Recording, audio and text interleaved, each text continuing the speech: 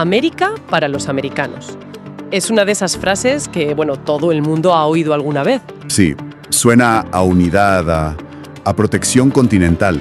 Exacto, a un continente unido. Pero, ¿y si esa idea de hermandad fuera en realidad la tapadera de una de las estrategias geopolíticas más duraderas de la historia? Una estrategia que de hecho significaba justo lo contrario. No era el continente para sus habitantes, sino más bien el continente para los Estados Unidos. Justo a eso iba. Hoy vamos a sumergirnos en un análisis fascinante de Eduardo Salinas que conecta tres piezas, tres momentos clave de la política exterior de EUVV que a primera vista parecen no tener nada que ver. La doctrina Monroe de 1823. El Plan Marshall de 1947. Y la Alianza para el Progreso, ya en los 60. Y el objetivo aquí es desentrañar ese hilo conductor que las une, porque el autor, Salinas, argumenta que no son políticas aisladas, sino manifestaciones de una misma lógica de poder. Una lógica que se va adaptando con el tiempo, claro, y que ha moldeado de forma decisiva la historia de América Latina, y como veremos, tuvo una aplicación muy particular en Bolivia. Pues venga, vamos a desgranar esa lógica. Empecemos por el principio, por 1823. Vale. Estados Unidos es todavía una nación joven. En América Latina, la mayoría de países acaban de independizarse de España. El ambiente es de euforia. Y entonces llega el presidente James Monroe y lanza esta advertencia. Y el artículo de Salinas es muy tajante en esto. No fue un gesto de solidaridad. Para nada. Entonces, ¿cuál era el verdadero motor? El miedo. Pura y llanamente el miedo estratégico. A Washington no le preocupaba tanto el bienestar de las nuevas naciones como la posibilidad de que su propio país quedara, digamos, cercado por las potencias europeas. La Santa Alianza. Exacto. Pensemos en el contexto. España quería recuperar sus colonias, pero es que Francia, Rusia, incluso Gran Bretaña, tenían sus propias ambiciones en el hemisferio. La doctrina Monroe fue una declaración unilateral, un movimiento defensivo. De seguridad nacional para ellos. Para ellos. No un paraguas protector para sus vecinos. Es decir, fue un no os acerquéis a mi patio trasero. Y ahí está la clave semántica, la trampa en la frase América para los americanos. Claro, porque para Washington la palabra americanos tenía un único destinatario. Tenía copyright, vamos. Se podría decir que sí, significaba estadounidenses. Y la doctrina se sostenía sobre varios pilares. No más colonias europeas, no a la intervención en las nuevas repúblicas. Y a cambio, Estados Unidos se comprometía a no meterse en líos europeos. Pero esta supuesta neutralidad era una ilusión, ¿no? Era una neutralidad táctica, totalmente. Le permitía a Estados Unidos consolidar su esfera de influencia sin tener que jugar en el complejo tablero europeo. Y fíjate, el artículo de Salinas señala algo que me parece crucial. ¿El qué? El gran error histórico de muchas élites latinoamericanas fue confundir esta estrategia con solidaridad. Creyeron que era protección. Cuando en realidad era una reserva de mercado y de influencia. Y lo más irónico de todo es que, según el texto, en 1823 Estados Unidos no tenía el poder militar para hacerla cumplir, era más bien un farol. Totalmente. Entonces, si no era el ejército estadounidense, ¿quién garantizaba que se respetara? La Marina Real Británica. Este es un detalle fantástico que a menudo se olvida. Los británicos. A Gran Bretaña, la gran potencia naval de la época, le convenía enormemente que sus rivales, Francia o España, no pudieran meter mano en los nuevos mercados latinoamericanos. Así que, sin apoyarla oficialmente, la flota británica se convirtió en el garante de facto de la doctrina. O sea, una política estadounidense que servía a los intereses británicos. Ni más ni menos. Nació como una declaración de intenciones con un respaldo prestado. Pero claro, eso no duró para siempre. El artículo marca un punto de inflexión brutal en 1904. El corolario Roosevelt. Esto es una vuelta de tuerca. ¿Qué es lo que cambia? Él lo cambia todo. Si la doctrina Monroe original era una advertencia pasiva, un Europa, no entres, el corolario de Theodore Roosevelt la convierte en una justificación activa para la intervención. Espera, entonces, el corolario es básicamente una reescritura de la doctrina. Pasa de ser un Europa, no te metas, a un Europa no se mete porque de esto ya me encargo yo. ¿Esa es la idea? Has dado en el clavo. Y no solo eso, sino que le da a Estados Unidos un cheque en blanco para definir qué significaba gobernarse incorrectamente o cuando existía inestabilidad crónica. Claro, términos muy ambiguos. muy ambiguos y muy convenientes. A partir de ahí, la doctrina se usó como pretexto legal y moral para intervenciones militares directas. Cuba, Nicaragua, Haití, República Dominicana. Se convirtió en la herramienta para consolidar esa dependencia. Una dependencia política y económica que, bueno, dura hasta hoy. Y aquí llegamos al caso de Bolivia, que el autor describe como sui generis, y lo define con una frase muy potente. Una doctrina sin marines, pero con una presión estructural totalmente brutal. Sí, esa frase es muy buena. Me intriga. Si no hubo una invasión militar como en el Caribe, ¿cómo se ejerció esa dominación? Ahí está lo sofisticado del modelo.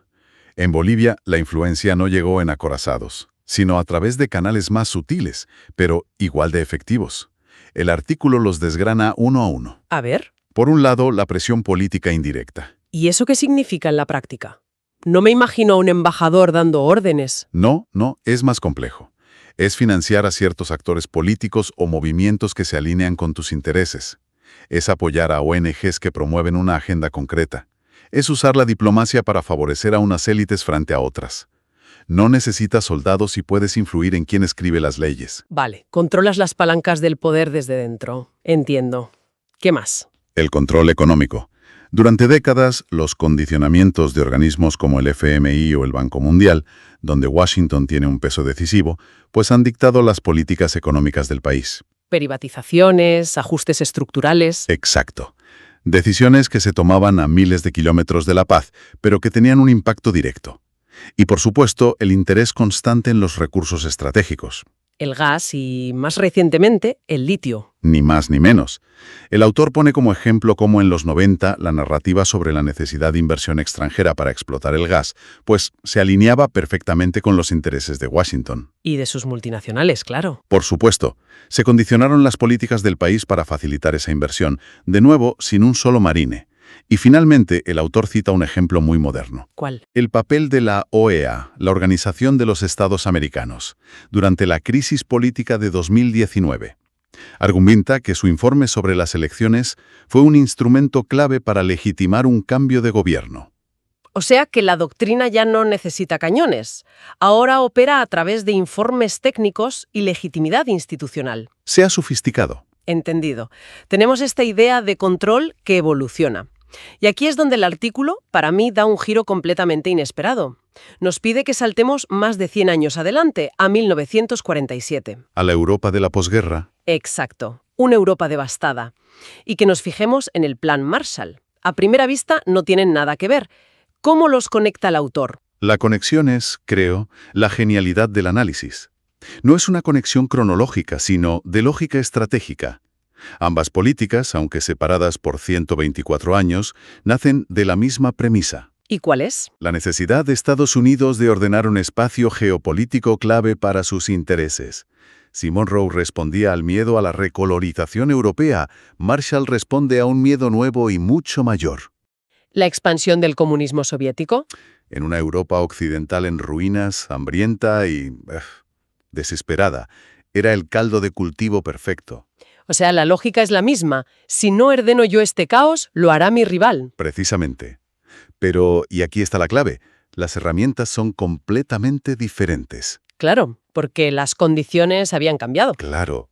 En 1947, era la superpotencia global. Indiscutible. Ya no necesitaba simplemente advertir a los demás para que no entraran.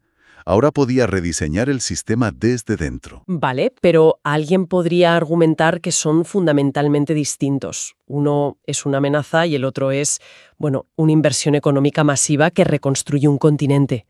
¿Cómo justifica el autor que la intención es la misma? Es una objeción muy pertinente. El texto no niega los efectos positivos del Plan Marshall, para nada. Lo que analiza es la arquitectura estratégica que había detrás. El dinero no llegaba sin condiciones. Ah, claro. La ayuda estaba supeditada a la apertura de los mercados europeos a productos estadounidenses, a la contención de los partidos comunistas locales y, por supuesto, al alineamiento político y militar con Washington en la Guerra Fría. Fue el cimiento económico sobre el que se construyó la OTAN, el FMI. Todo el sistema atlántico de posguerra. Entonces, ¿el artículo lo plantea como dos modelos de construcción de hegemonía? Exactamente. Monroe construye hegemonía por exclusión. El mensaje es, fuera de aquí, este espacio es mío. Es una lógica de control territorial. En cambio, el Plan Marshall construye hegemonía por integración. O sea que, según el texto, la gran diferencia es que uno construye poder por exclusión, un aquí no entra nadie más, y el otro lo hace por integración, un venid todos, pero bajo mis reglas. Es una distinción brutalmente clara. Es fundamental. El Plan Marshall no amenaza, financia, no excluye, incorpora. No dice Europa es nuestra, pero crea un sistema económico, político y militar en el que Europa no puede funcionar sin Estados Unidos. Poder a través de la dependencia consentida. Mucho más útil, pero infinitamente más robusto. Entendido. Entonces, si ese fue el modelo para Europa, ¿hubo una versión para América Latina? ¿Se aplicó esa lógica en el continente que, teóricamente, ya estaba bajo la doctrina Monroe? Programa que compartía la misma filosofía. ¿Y cuál fue? La Alianza para el Progreso, lanzada por John F. Kennedy en 1961. La Alianza para el Progreso. Suena bien, suena a desarrollo, a cooperación. El nombre era brillante, desde luego, y el contexto es clave. Acaba de triunfar la Revolución Cubana. El pánico en Washington a que el ejemplo de Cuba se extendiera era absoluto. Así que la alianza nace con esa doble cara. Por un lado, un plan de ayuda económica y técnica para mejorar sanidad, educación, infraestructuras. Por otro, una herramienta para contener la influencia de movimientos socialistas y garantizar el alineamiento con Estados Unidos. Ayuda económica condicionada. Es la misma lógica del Plan Marshall, pero adaptada. ¿Y qué resultados tuvo en un país como Bolivia? Pues el texto describe la implementación de varios proyectos.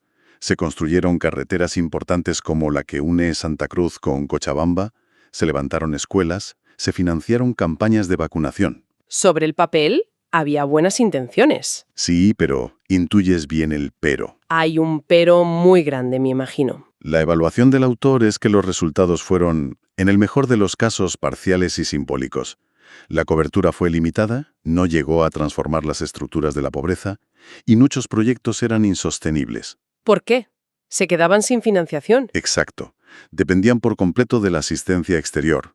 Cuando la ayuda se acababa, el proyecto moría. No se crearon capacidades locales, y a esto hay que sumar la corrupción y la debilidad institucional. Así que gran parte de los fondos no llegaron a su destino. Por desgracia, el plan no logró un desarrollo sostenido, pero sí cumplió su objetivo geopolítico principal. Que era mantener a Bolivia y a otros países dentro de la órbita estadounidense durante los años más tensos de la Guerra Fría. Correcto. Reforzó la dependencia económica y política, que era el fin último. El desarrollo era más bien el medio. Entonces, si unimos todas las piezas, Monroe, Roosevelt, Bolivia, Marshall y la Alianza, la conclusión del análisis de Salinas es demoledora. Sí.